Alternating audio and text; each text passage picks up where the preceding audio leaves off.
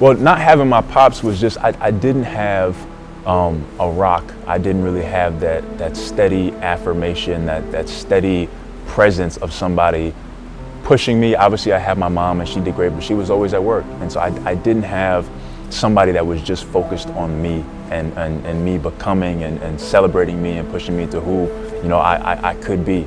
And so a lot of that stuff was left up to me and my own mind and trying to figure out, how do I become better? How do I make friends? And so there was a lot of error in the way that I went about things.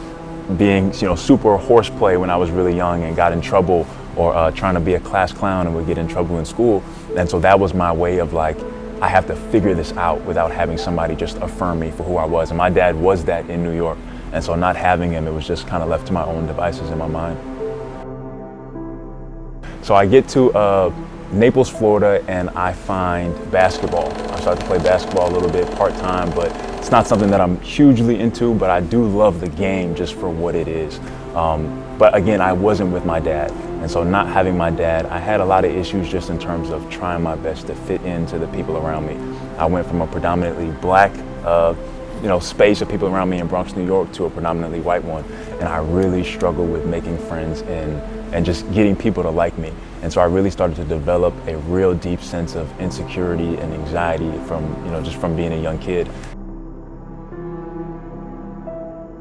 Anxiety is tough because it was a dual threat. There was a part of me that craved the attention of other people. And so once I got it, I didn't want to lose it. And so the anxiety came with, I didn't want to make any mistakes. And I found basketball and I started to see myself get better at basketball, and it started to get me a lot of the things that I wanted. It started to get me attention. It started to get me, fun with the guys around. And so I just put everything I had into basketball. You want to see from a team that's outmatched in terms of size.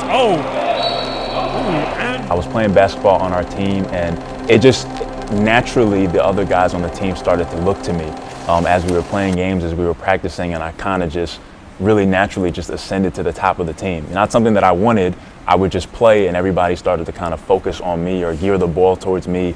And that's when I was like, oh, okay, I must be okay. I started to get really, really good, but I still struggled with that deep sense of anxiety and fear, and that I would lose all the love that I had gained up until that point.